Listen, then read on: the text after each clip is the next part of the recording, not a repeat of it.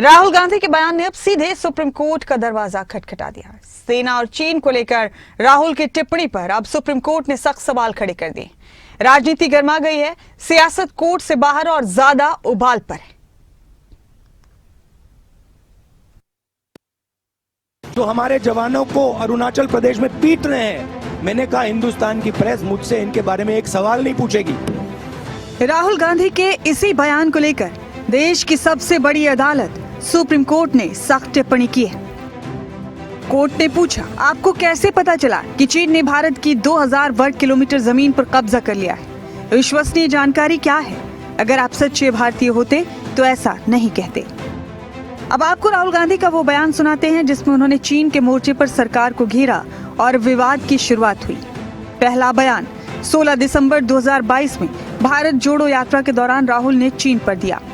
जो हमारे जवानों को अरुणाचल प्रदेश में पीट रहे हैं, मैंने कहा हिंदुस्तान की प्रेस मुझसे इनके बारे में एक सवाल नहीं पूछेगी।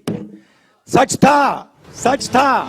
दूसरा बयान, संसद में राहुल गांधी ने चीन की तरफ से भारतीय जमीन पर कब्जे का दावा किया।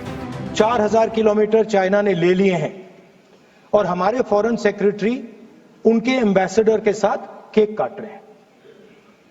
20 जवान शहीद हुए थे, उनकी शहादत की सेलिब्रेशन हो रही है। राहुल गांधी के बयान ने इसे अदालत की चौखट तक पहुंचा दिया। इस बयान को लेकर सुप्रीम कोर्ट ने राहुल से तीखा सवाल पूछा कि आपके पास इसकी कोई विश्वसनीय जानकारी है?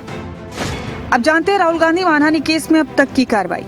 16 दिसंबर 2022 को भारत जोड़ो यात्रा में राहुल ने सेना पर टिप्पणी की। 3 अगस्त 2023 को पूर्व बीआरओ निदेशक ने याचिका दायर की। 11 फरवरी 2025 को कोर्ट ने राहुल को समन भेजा। 24 मार्च 2025 को राजनीतिक व्यस्तता के चलते राहुल गैर हाजिर रहे। 29 अप्रैल को रायबरेली मीटिंग के चलते फिर गैर हाजिर रहे। 17 मई को कोर्ट में अगली तारीख पर पेशी के लिए समय मांगा। 4 जून को सुप्रीम कोर्ट में विशेष अनुमति याचिका दायर की।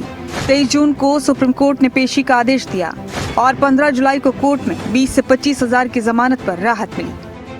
अब जब सुप्रीम कोर्ट ने भी इस मामले में टिप्पणी की है और पेशी अनिवार्य कर दी है, तो सेना पर आपत्तिजनक टिप्पणी मामले में लखनऊ की कोर्ट में राहुल के खिलाफ चल रही कार्रवाई पर सुप्रीम कोर्ट ने रोक लगा दी। सियासत का पारा गरमाया हुआ है।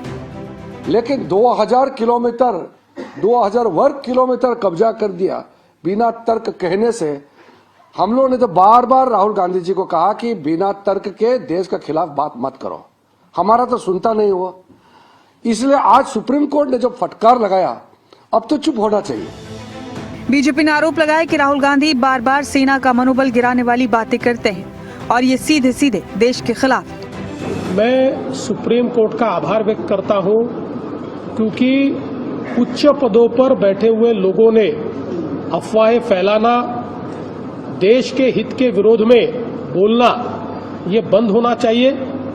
और हमने देखा जिस प्रकार से राहुल गांधी लगातार बिना किसी एविडेंस के, बिना किसी साक्ष्य के लगातार बोलते रहे।